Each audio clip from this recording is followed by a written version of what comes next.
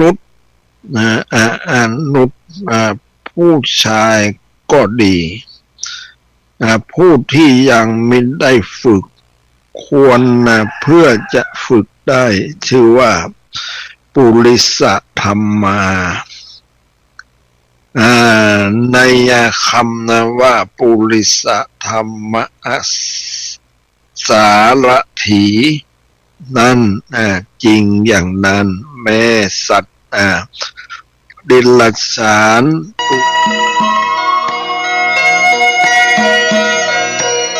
สารเพื่อการประชาสัมพันธ์โครงการปรับภูมิทัศน์และพัฒนาปรับพื้นที่รอบโบสถ์วัดป่าแดงมหาวิหารมติคณะกรรมการบริหารวัดป่าแดงมหาวิหารครั้งที่ 4/2567 ได้เห็นชอบและอนุมัติให้ดำเนินโครงการใช้เงินบริจาคและเงินสะสมของวัดเพื่อพัฒนาปรับพื้นที่ของวัดป่าแดงมหาวิหารจึงขอเชิญชวนผู้มีจิตศรัทธาร่วมพัฒนา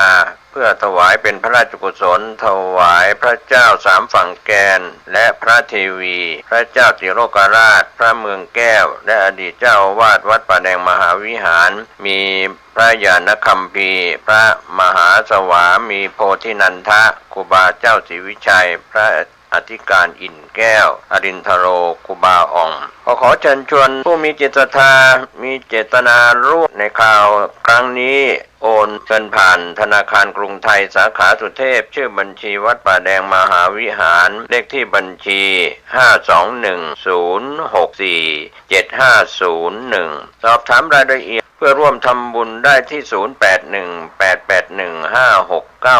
ก็เป็นโครงการปรับภูมิทัศน์และพัฒนาปรับพื้นที่รอบอุโบสถวัดป่าแดงมหาวิหารตำบลสุเทพอำเภอเมืองเชียงใหม่จังหวัดเชียงใหม่โครงการนี้เริ่มดำเนินการท่านที่จะร่วมบุญร่วมกุศลร่วมอนุโมทนาได้บุญได้กุศลได้ความดีโดยทั่วหน้ากัน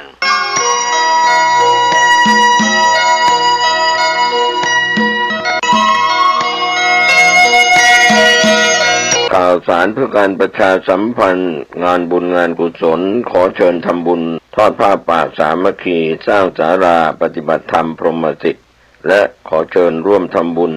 อายุวัฒนมงคลครบรอบ66ปีพรรษา46พระครูภาวนาโสภิตฝ่ายวิปัสสนาผู้ช่วยศาสตราจารย์ด็อกเตอร์เจ้าอาวาสวัดบ้านเราพระเจ้าตาเขียวตำบลบ้านเรือนอำเภอป่าสังจังหวัดลำพูน14 พฤษภาคมพุทธศักราช 2568 เวลา 9:09 นาทีท่านที่จะร่วมทำบุญสามารถติดต่อบริจาคได้ที่พระครูภาวนาโสภิตธนาคารกรุงไทยเลขที่บัญชี 511-171-4283 ก็เป็นส่วนที่ท่านจะสอบถามรายละเอียดเพิ่มเติมได้ที่ 0969525159 ก็เป็นส่วนงานบุญงานกุศลในเอาครั้งนี้ 14 พฤษภาคม พุทธศักราช 2568 ที่วัดบ้านเหล่าพระเจ้าตาเขียวอำเภอป่าสังจังหวัดลำพูนได้บุญได้กุศลได้คุณงามความดีสร้างบารมีโดยทั่วหน้ากัน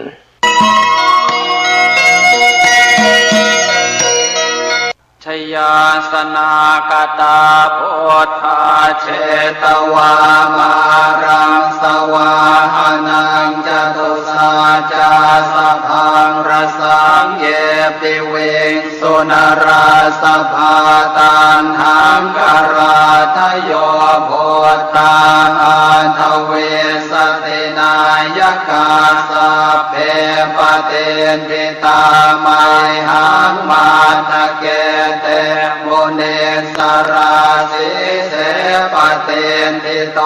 มัยหังโพโธธัมโมทวิโลจเนสังโฆปเตนทิโตมัยหังปุเรสัพพคุณากโรหะตะเยเมอนุโรธโธ